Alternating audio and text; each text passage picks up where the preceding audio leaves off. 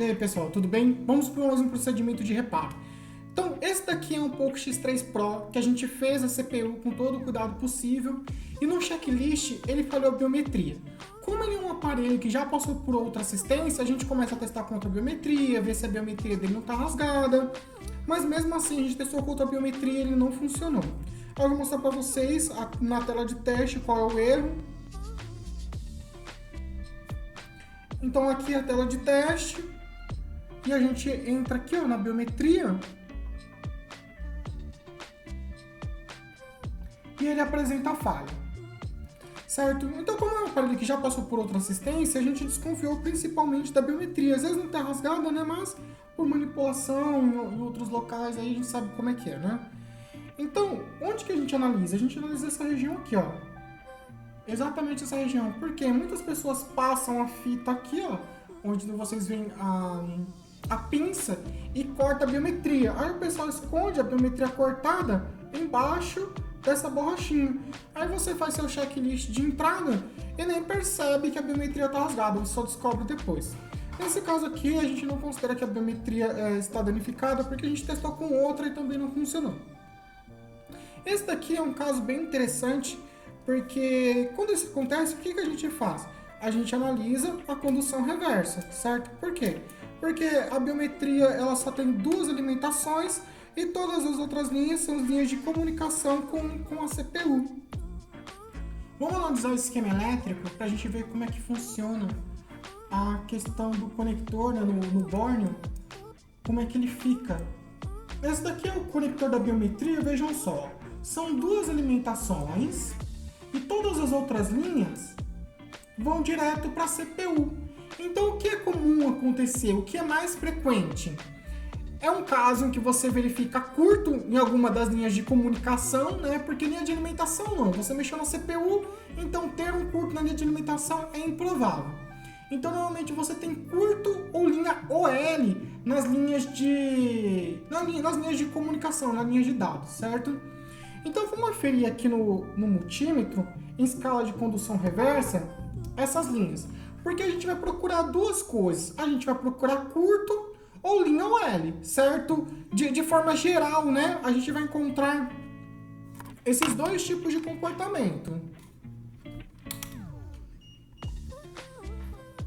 E vejam só, se a gente verificar aqui na escala de diodo, né, na escala reversa, a gente vai observar todos os pontos.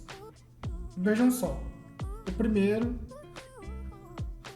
segundo, terceiro, quarto e quinto.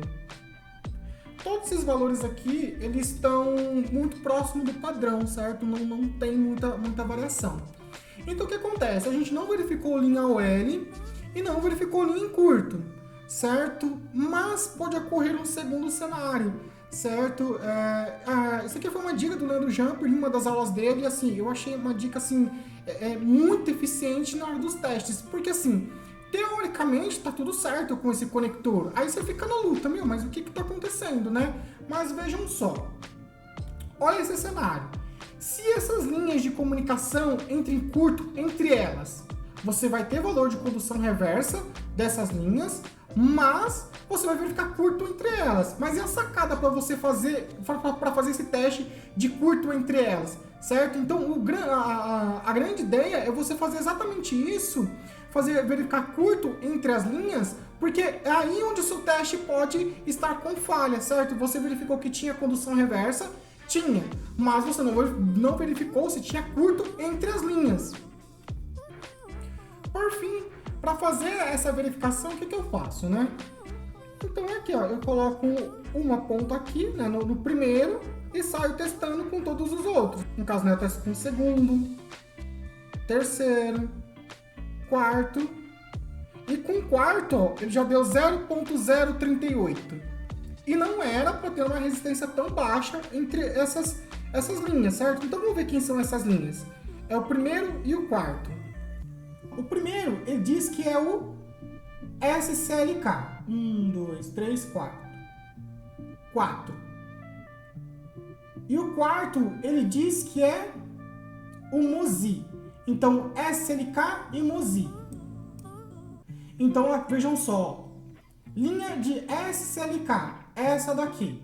Linha de MOSI, essa daqui. Então, esses dois terminais estão unidos debaixo da CPU. Vejam só, essa que é a grande sacada na hora de fazer o teste de condução reversa.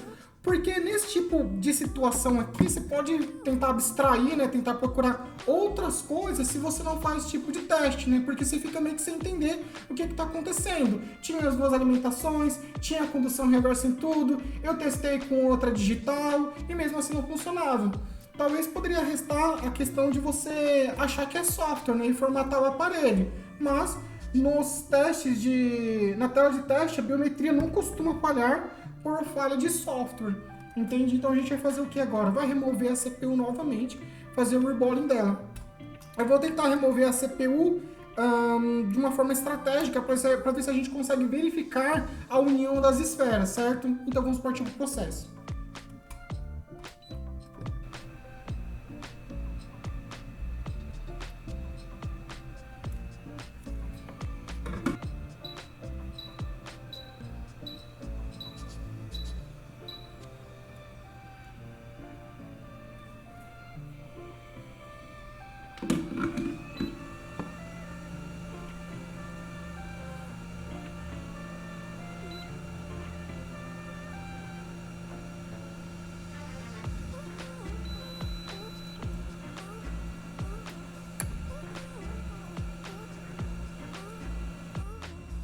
Então, a memória e CPU removidas, mas mesmo assim não foi possível observar a união, né? Às vezes a união é assim, é alguma esferinha que ficou.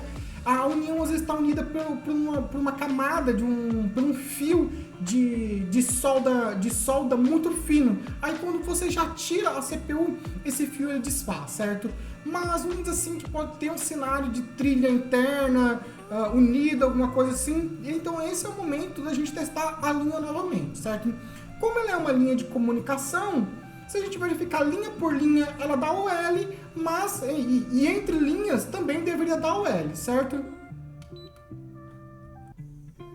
Então tá aí, em condução reversa tem que dar praticamente todas as linhas OL, certo? Então tá aí, ó, todas as linhas OL.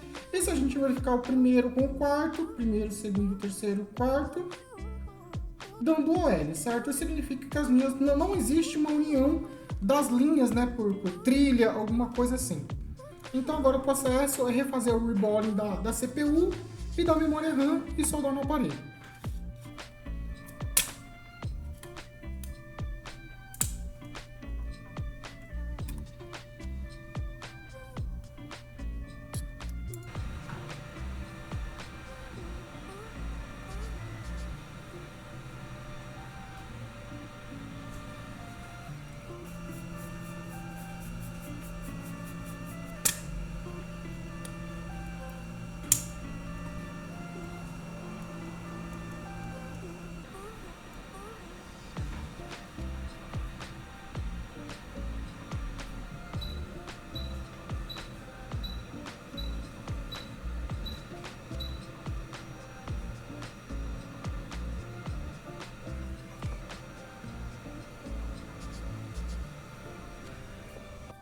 Eu sempre recomendo, após o procedimento de reballing, testar o aparelho na fonte com uma corrente controlada.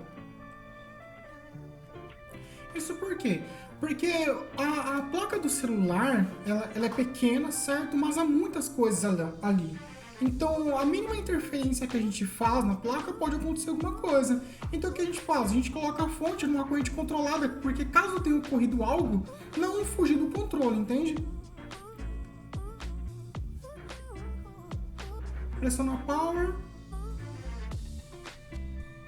E é isso, né? O consumo ele subiu um pouco ali, né? Vamos colocar aqui 1 ampere, ó. Esse é o consumo do Poco X3 Pro. Pressiona Power.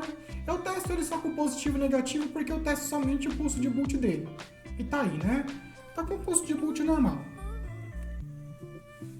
Ó, antes mesmo de ligar o aparelho, vamos testar as linhas? Ó, vamos testar todas as linhas de comunicação desse lado esquerdo do conector FPC da biometria, certo?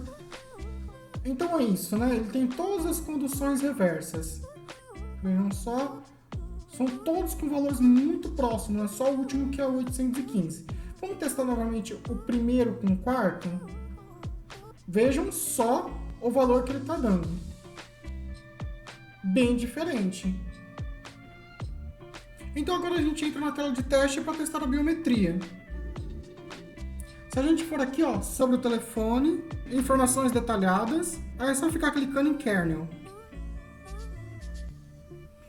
Ele entra na tela de teste.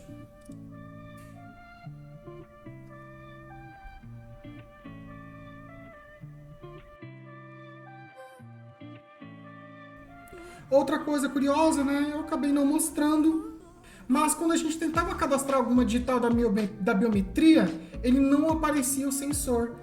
No caso aí, ele está indicando o sensor, ele já tem informação cadastrada, né? Que é a digital do cliente, e é isso. Então, pessoal, isso aqui só foi para ilustrar mesmo esse tipo de situação, né? Porque é uma situação atípica, né? Não costuma ocorrer. E é um detalhe, pessoal, é um detalhe, né? Isso que é o bom dos treinamentos que a gente faz por aí, né? Se a gente sempre tira alguns proveitos, assim, de vários treinamentos, assim, que salvam o dia a dia na bancada, né? No caso, eu peguei essa técnica aqui com o Leandro Jumper, num treinamento que eu fiz com ele na Tech Channel, e é isso, hoje eu passo ela para vocês verem como é curioso isso, porque a gente tinha todas as condições para teoricamente, né, a gente tinha todas as condições para a biometria funcionar, né? Parecia que estava tudo certo, mas se a gente se atenta ao processo, ao processo, se você prestar atenção no processo de você verificar a condução reversa, né, daqueles 4 pontos, você tem que saber que todos os processos eles têm algumas falhas, certo? Tem algumas interpretações que pode fugir um pouco ali daquilo que é padrão. Então, por exemplo, nesse processo de você verificar a condução reversa, você verifica a condução reversa em todos os pontos e teoricamente está tudo bem. Mas veja só, existe um cenário em que você verifica todos os pontos e os valores estão todos ok, mas existe um curto entre linhas que faz com que você conclua de forma equivocada. Então você tem que imaginar esse cenário, né, para você poder lidar com os diversos tipos de situações. E o interessante de saber que isso pode ocorrer dentro da bancada, por quê? Porque você foca exatamente naquela região da biometria. Você não acha que, sei lá, que é PMIC com defeito, que é alguma fuga, que é falha de biometria, que é falha de software, não. Como você imagina que esse cenário, como você tem esse conhecimento, você faz o teste e pega. Então é isso, pessoal. Até o próximo vídeo.